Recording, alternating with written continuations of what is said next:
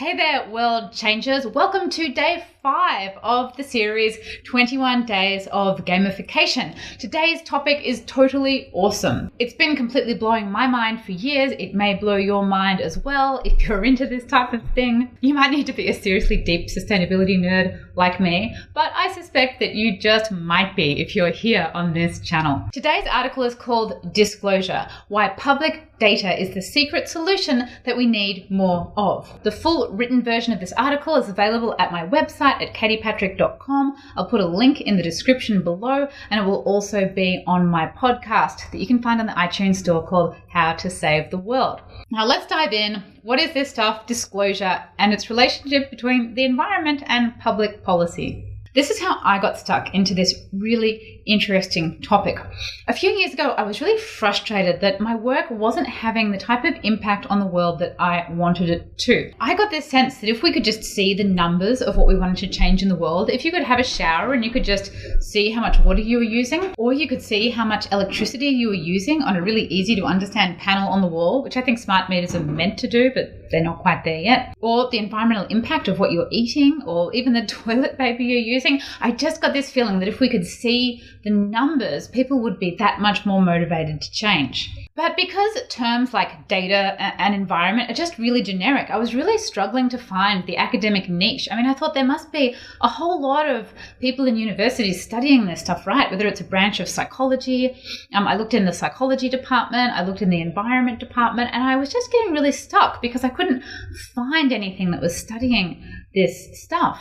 Anyway, then after I'd read lots of environmental psychology reports, I came across this one paper by an academic at Harvard University called Arkon Fung. And they're from the Kennedy School at Harvard, and they focus on public policy. And what he focused on was this field called disclosure. Sometimes it's called transparency as well. He's also written a book with a few other people that I've put in the link in the description below to have a look at. But they were finding that more and more legislation around the world was, instead of being prescriptive and giving very detailed instructions of what they wanted people to do, which if you've ever read a policy document, it really is this big document of micromanaged tiny little instructions to try and get people to do the right thing. What their research was finding was that governments were, instead of writing these detailed manuals to try and prescribe how people should behave, they were just requesting data.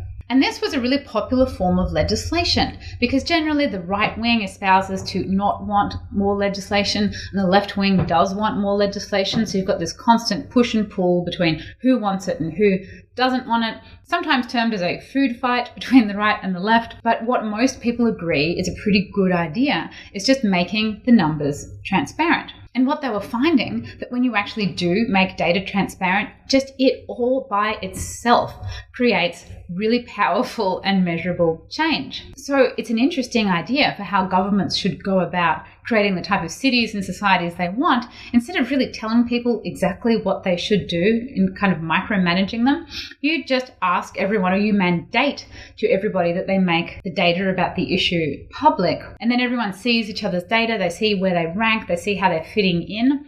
And then people just kind of like naturally, this extra information just naturally lets people to change of their own accord. And this was really popular in government. So I was coming to this area from an environmental change, environmental technology mindset, thinking I just want the numbers to make, cool apps and cool technology products that I think are going to get people to change.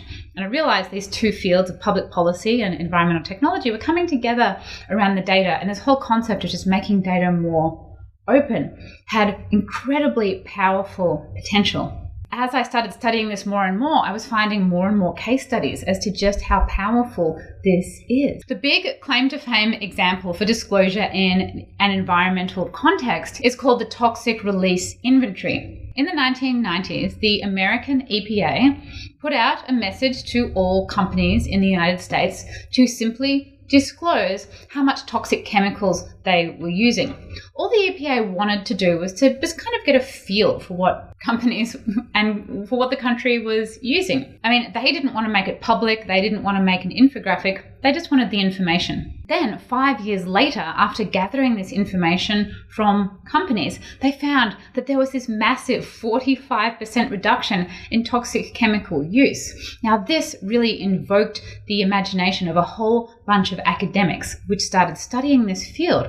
And they found that just by mandating the disclosure, just by asking for the information, just naturally led to this enormous change. And there's example after example of exactly the same thing happening. When the numbers are out there, we all just naturally change. It's probably due to the concept of social norming that we all kind of want to naturally be around the middle. So if we see ourselves as being a bit of an outlier, we want to kind of grow towards the pack, and we also want to do kind of better than the pack. So making data public and available really digs into our own natural desire for social norming to improve our own score. And this concept of disclosure feeds right into behavioral psychology and gamification beautifully. Once we have the data at the core of our strategy, we can then make the data public. But there's a good way and a kind of a lousy way to make data public. We need to make it public in the form, in the style where people are going to actually act on that behavior. So we need to apply it right at the point of time where the person is going to make a specific behavior. A good example of this is the label that you get when you're about to buy a car. You're seeing the information